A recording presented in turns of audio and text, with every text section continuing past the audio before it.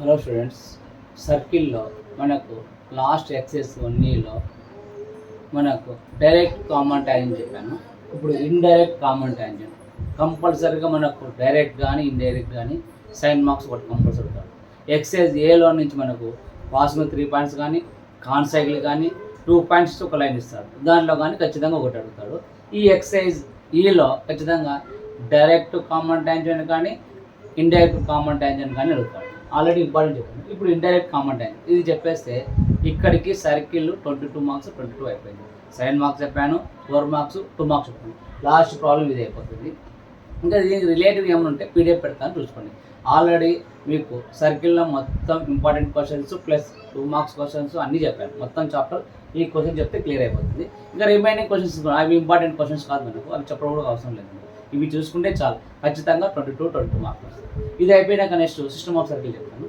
ఇప్పుడు మనకు sign marks important. చూడండి mark, fine the transfer common tangent. Transfer common tangent అన్నా ఇండైరెక్ట్ కామన్ ట్యాంజెంట్ ఒకటే గుర్తుపెట్టుకోండి. ట్రాన్స్ఫర్ కామన్ ట్యాంజెంట్ అన్నా ఇండైరెక్ట్ కామన్ ట్యాంజెంట్ అన్నా ఒకటే. Of the circle x square plus y square minus 4x minus 10y plus 28 equals 0, x square plus y square plus 4x minus 6y plus 4 equals 0. 2 equations ఇస్తాడు. మనము direct common tangent ఎలా చేస్తామో transfer common tangent are indirect common tangent same as it is అలాగే. ఏమంటే factors దగ్గర ఇక్కడ సింపుల్గా ఉంటాయి, అక్కడ కొంచెం టఫ్ ఉంటాయి. ఒకసారి చేసి చూడండి. మా first given circle, first circle ఇస్తాం. ES is equal to x square plus y square minus 4x minus 10y plus 28 equal to 0. 2g is equal to minus 4. G is equal to minus 4 by 2. 2 1 ja, 2 2 ja. G is equal to minus 2. 2f is equal to minus 10. F is equal to minus 10 by 2. 2 1 ja, 2 5 ja. F is equal to minus 5. C is equal to 28. మీకు centre కావాలా. C1 is equal to minus G comma minus F minus 2 comma minus 5 minus minus ఈడ minus minus అయితే C1 is equal to G comma F is equal to 2 comma 5. Radius R1 is equal to square root of G square plus F square minus C.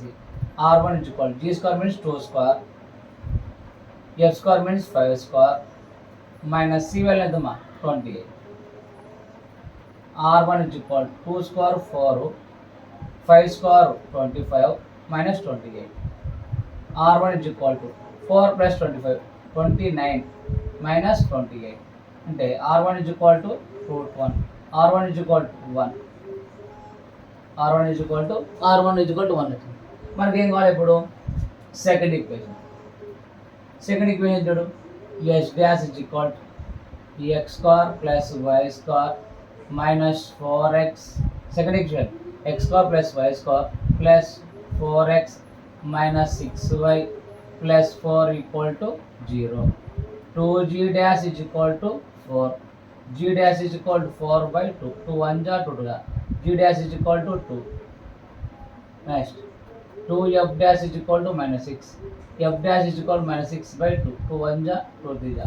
F dash is equal to minus 3. C dash is equal to 4. మనకి C2 కావాలి కాబట్టి centre minus G comma minus F dash. ఇప్పుడు వస్తుంది 2 comma minus 3. ఈ మైనస్కి ఈ minus cancel 2.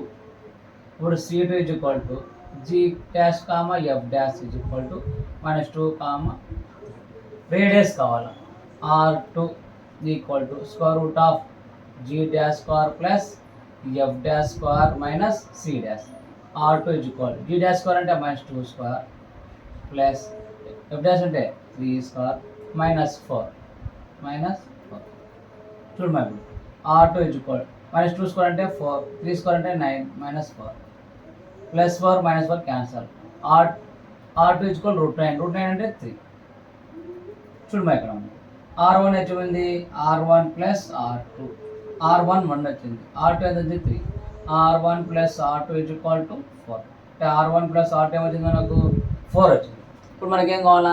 C1 C2 C1 C2 C1 C2 C1 into C2 is equal to అంటే distance between 2 points x2 minus x1 whole square plus y2 minus y1 whole square. Formula చెప్పినావు sir కరెక్టే. ఆ values ఎట్లా చెప్తున్నావు అంటే C1 ఏమున్నాయమ్మా x1 y1 రాసి ఇక్కడ x1 comma y1. x1 అంటే C1లో 2 సెంటర్లో, తర్వాత 5 x2 కామా y2 అంటే ఈక్వేషన్ సెంటర్ 2లో ఏముంది 2 -2 కామా 3. అదే రాసుకోండి. C1 into C2 is equal square root of x2 minus x1 -2 -2 -2 -2 whole square y2 minus y1 3 minus 5 whole square. C1 into C2 is equal -4 whole square -2 whole square. C1 into C2 is equal -4 అంటే 16, 2 square అంటే 4 అంటే C1 into C2 is equal to √20. √20కి మనకి route ఉందా లేదు. ఒకటి మనం ఇక్కడ example అంటే చూడమ్మా ఇక్కడ 2 తీసుకో, 4 స్క్వేర్ అంటే ఎంత 16, 5 స్క్వేర్ అంటే 25. ఇది 20 అంటే 16 తీసుకోవాలి. ఎందుకు 16 కన్నా 4 ఎక్కువ ఉంది, 25 కన్నా తక్కువ ఉంది కాబట్టి అప్పుడు మనం ఇక్కడ అప్రాక్సిమేట్లీ ఎత్తుకుంటాం 4 స్క్వేర్ అంటే 16. అంటే మనము C1 C2 ఎంత తీసుకుంటాం అంటే C1 C2 is equal to 4 approximately 4 కన్నా ఎక్కువ కాబట్టి 4.23 ఎంత తీసుకుంటాం అంటే మీకు C1 సీట్ ఎంత వచ్చింది 4.23. R1 నాట్ ఎంత వచ్చింది 4 అంటే ఏది హైయెస్ట్ ఉంది C1 సీట్ కాబట్టి C1 into C2 greater than R1 plus R2. ఎందుకు C1 C2 R1 కన్నా R2 ఎక్కువ ఉంది కాబట్టి మనకు అప్పుడు ఏమవుతుంది డయాగ్రామ్ చూడు C1 C2 ఇది C1 అనుకో, ఇది C2 అనుకో, ఇది 2 అప్పుడు ఇట్లా గీస్తాం మనం కామన్ ట్యాంక్స్. ఇప్పుడు ఏమవుతుంది ఇట్లా ఇది ఒక కామన్ ట్యాంక్ ఇక్కడ ఒక కామన్ ట్యాంక్. ఇప్పుడు పాయింట్ ఆఫ్ ఇంటర్సెక్షన్ ఎక్కడ ఉంది లోపల ఉంది కాబట్టి పాయింట్ ఆఫ్ ఇంటర్సెక్షన్ కాకుండా ఉంది కాబట్టి నీకు అప్పుడు ఫార్ములా ఏమవుతుంది ఇంటర్నల్ అవుతుంది. మీ గుడ్డి కూడా చెప్పిన డైరెక్ట్ కామన్ ట్యాంజెంట్కి అయితే externally mx2 minus nx1 by m minus 1 my2 minus ny1 by m minus 1 గుర్తు పెట్టుకొని చెప్పిన. డైరెక్ట్ అంటే మైనస్ బయటికి ఎక్స్టర్నల్లీ. ట్రాన్స్ఫర్ కామన్ ట్యాంజెంట్ కానీ ఇండైరెక్ట్ కామన్ ట్యాంజెంట్ ఏం చెప్పినాను mx2 plus nx1 by m minus 1 my2 plus ny1 by m plus 1 internally అని పెట్టిన. అట్లా గుర్తు పెట్టుకున్నా. డైరెక్ట్ అయితే మైనస్, ఇండైరెక్ట్ అయితే ప్లస్ అని గుర్తుపెట్టుకొని చెప్పిన. అప్పుడు మనకు ఇక్కడ ఏమవుతుంది P divides C1 into C2 internally అప్పుడు మన ఫార్ములా ఏమవుతుంది mx2 plus nx1 by m plus n my2 plus ny1 by m plus n. సరే సార్ నువ్వు ఫార్ములా చెప్పినావు కరెక్ట్ ఉంది. ఇక్కడ నీకు m వాల్యూ కావాలా n వాల్యూ కావాలా x1 x2 y1 ఉంటుంది. సింపుల్ చూడమ్మా m1 అంటే నీకేం చెప్పినాను R1 is to R2. R1 ఎంత వచ్చింది 1:, R2 ఎంత వచ్చింది 3. దీని ఏమంటావు m is to n అనుకో. అంటే m వాల్యూ ఎంత R1 వాల్యూ, n వాల్యూ ఎంత R2 వాల్యూ. అంటే m అంటే రేడియేషన్ 1, n అంటే రేడియేషన్ 2. అంటే m is to n, m value 1 n value 3. Substitute చేసాం ఎంత. ప్రాబ్లం పెద్దది కాబట్టి చూడమ్మా ఫార్ములా ఏం చూడు P is equal to mx2 plus x1 రాసుకో ఇక్కడ x1 y1. x1 అంటే ఏంటి ఆల్రెడీ రాసినాం 2 5 x2 y2 చూడమ్మా x2 ఎంత ఉంది -2 y2 ఎంత ఉంది 3. దానిలో సబ్స్టిట్యూట్ చేయి mx2 అంటే m ఎంత ఉంది మా 1 ఇంటూ x2 వాల్యూ ఎంత ఉంది -2 ప్లస్ n వాల్యూ 3 x1 ఎంత ఉంది 2 m plus 1 plus 3. Next my2 m అంటే ఎంత మా 1 y2 వాల్యూ ఎంత 3 ప్లస్ n అంటే ఎంత మా 3 y1 అంటే ఎంత మా 5 ప్లస్ 1 plus 3 అంటే P ఈక్వల్ టు -2 6 3 plus 1 4 ఇక్కడ మా 3 5 15/4. P ఈక్వల్ టు 6లో 2 పోతే 4/4. ఇక్కడ 3 plus 15 అంటే 18/4. 4 1 జా 4 1 జా 2 2 జా 2 9 జా అంటే P equal to 1,9/2 is equal to 1,9/2. ఇప్పుడు మనకి ఏం కావాలా? Equation of the tangent. Equation of the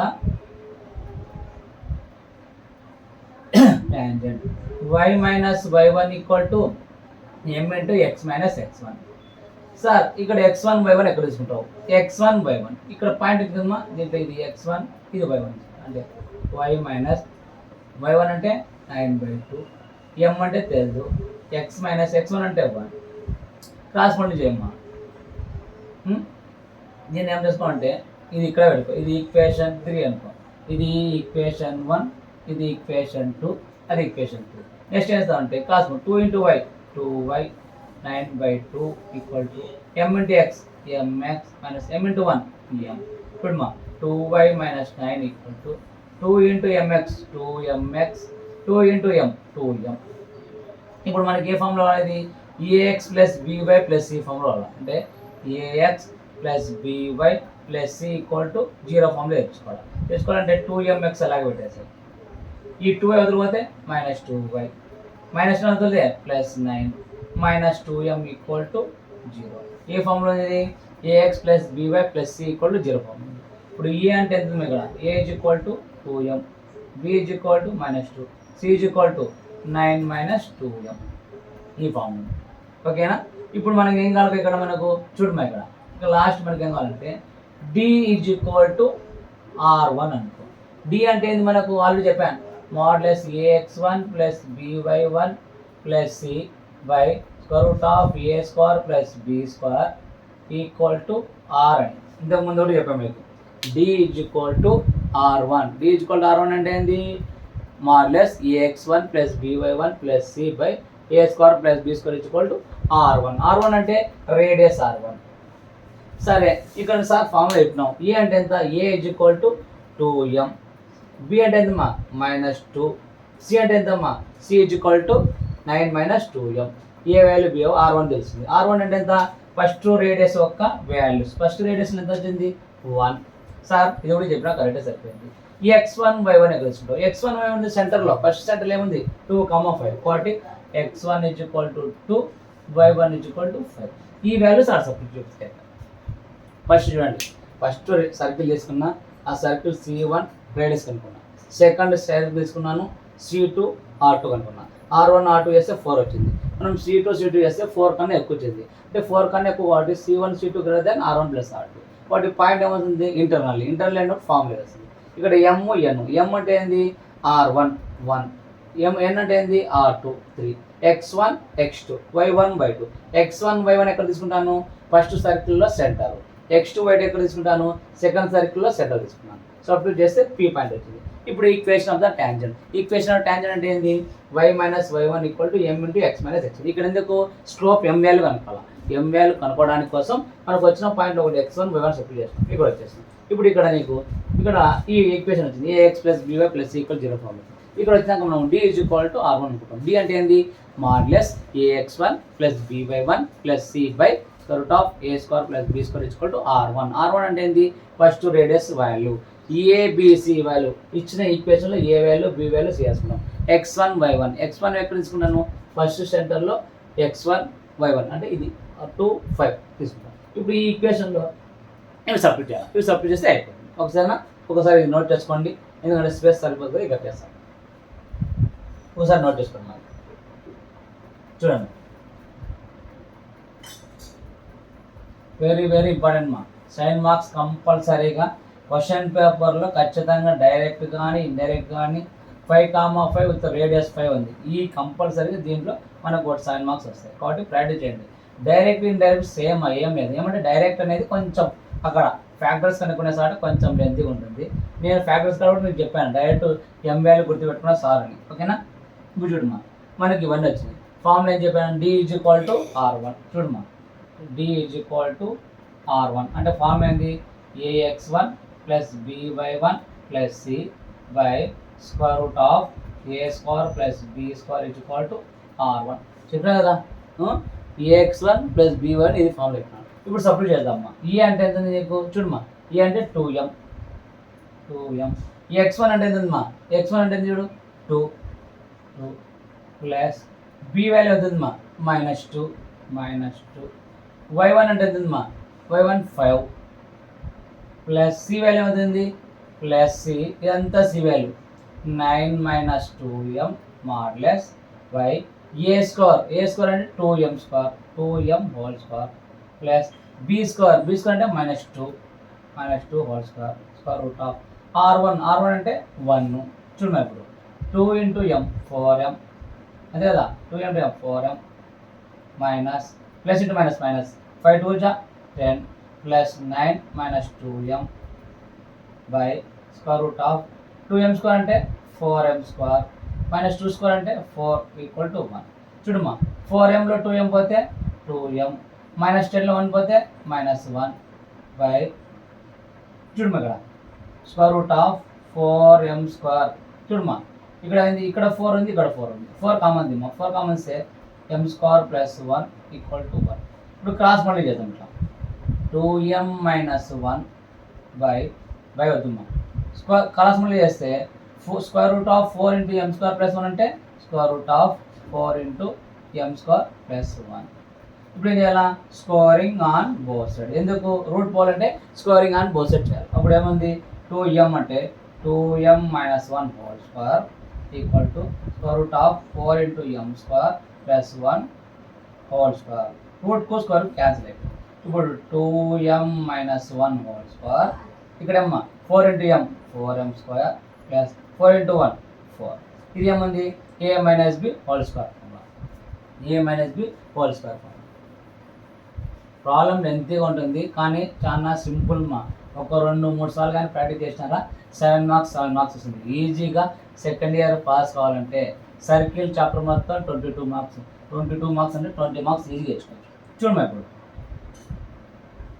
ఇది a - b whole square a square అంటే 4m square plus b square అంటే 1 square 1 -2 × 2m × 1 4m equal to ఏమవుతుందమ్మా 4m స్క్వేర్ ప్లస్ 4 చూడండి ఇప్పుడు 4m స్క్వేర్ ప్లస్ 1 -4m ఇది ఇతరకు వస్తాయమ్మా -4m square -4 = 0 plus 4m square -4m cancel ఇక్కడ ఏముందమ్మా -4m -4లో 1 పోతే -3 = 0 మైనస్ మళ్ళీ చేస్తే 4m + 3 = 0 4m = -3 m = -3/4 అంటే ఒక m వచ్చింది మనకి ఇంకో m కావాలా కాబట్టి ఇంకో స్లోప్ తెలుసు కాబట్టి అనదర్ స్లోప్ ఏమనుకుంటా స్లోప్ ఇంకో అనదర్ ఇన్ఫినిటీ అంట అంటే m = ఇన్ఫినిటీ గుర్తుపెట్టుకోండి మనకి ఇక్కడ ఒక స్లోపే తెలిసింది ఖచ్చితంగా మనకి ఎన్ని స్లోప్స్ తెలియాలా 2 స్లోప్స్ తెలియాలా కానీ ఒక స్లోప్ ఉంది ఇంకో స్లోప్ లేదు ఒక స్లోప్ అనుకుంటే ఇన్ఫినిటీ అనుకుంటా ఇన్ఫినిటీ ఇప్పుడు చూడు ఫ్రమ్ ఈక్వేషన్ 3 ఈ నుంచి ఎందుకంటే m = దీన్ని సబ్స్టిట్యూట్ చేస్తాం ఇంకో m కాబట్టి ks1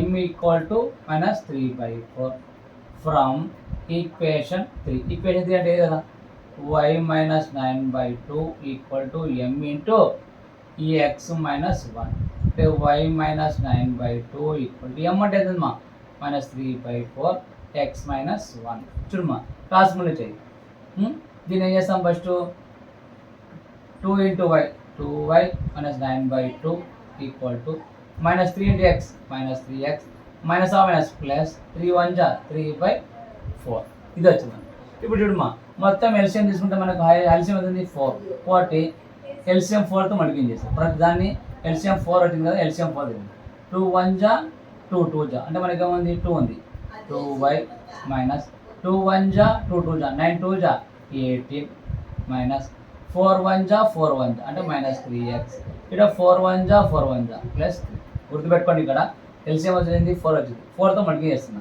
4 4 4 2 1 = 2 2 2 2 = 4 చూడమ్మా ఇక్కడ ఇది చూడమ్మా 2 1 ఇక్కడ 4 వచ్చింది 2 1 = 2 2 అంటే 2 2 = 4y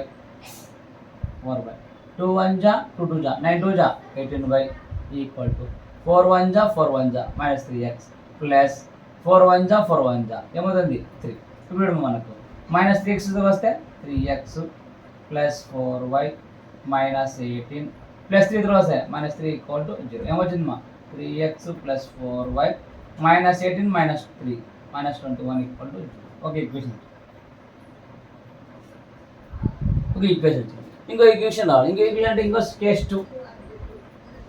case two m equal ఎంత ఉంది ఇన్ఫినిటీ ఫ్రమ్ ఈక్వేషన్ 3 అంటే ఇదే formula y minus 9/2 equal to m అంటే infinity is equal to x minus 1 cross multiply చేయమ్మా 2 into y 2y minus 9/2 infinity అంటే ఏమనుకుంటావు 1/0 x మైనస్ 1 అనుకుంటా. ఇన్ఫినిటీ అంటే 1/0.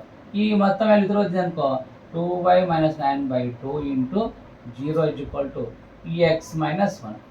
0 into 2y minus 1 0 is equal to x minus 1 అంటే x minus 1 equal to 0 అయిపోయింది. 7 marks very very important problem చూడండి. ఖచ్చితంగా 7 marks direct కానీ indirect కానీ మీరు ఒకటే ఒకటి గుర్తుపెట్టుకోండి.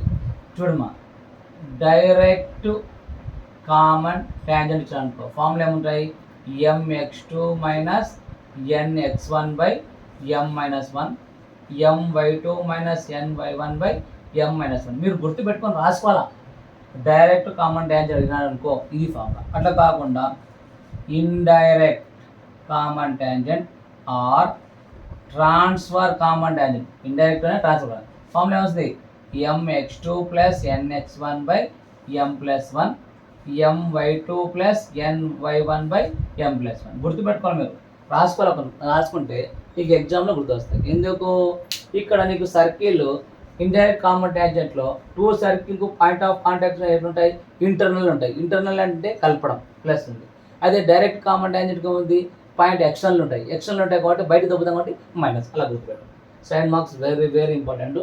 ప్రాక్టీస్ చేసుకోండి. ఖచ్చితంగా గుర్తుపెట్టుకోండి. సర్కిల్లో ఎక్సైజ్ 1A నుంచి మనకు 7 మార్క్స్ ఒకటి 2 మార్క్స్ ఒకటి వస్తుంది. Next excise 1E last excise నుంచి 7 మార్క్స్ ఒకటి వస్తుంది. అంటే ఇక్కడ 7 7 14 ప్లస్ 16 మార్క్స్. మిడిల్లో మనకు 4 మార్క్స్ ఎక్కడ వస్తుందో ఆల్రెడీ మీకు చెప్పాను. ఏది ఎక్సైజ్ బి కానీ ఎక్సైజ్ సి కానీ ఎక్కడికి వస్తుంది. దీంతోపాటు నేను మళ్ళీ మీకు ఇంపార్టెంట్ క్వశ్చన్స్ పీడిఎఫ్ పెడతాను చూసుకోండి. ఇవి వెరీ వెరీ ఇంపార్టెంట్. 1-2 సార్లు ప్రాక్టీస్ ఖచ్చితంగా 7 మార్క్స్ నోట్ చేసుకోండి.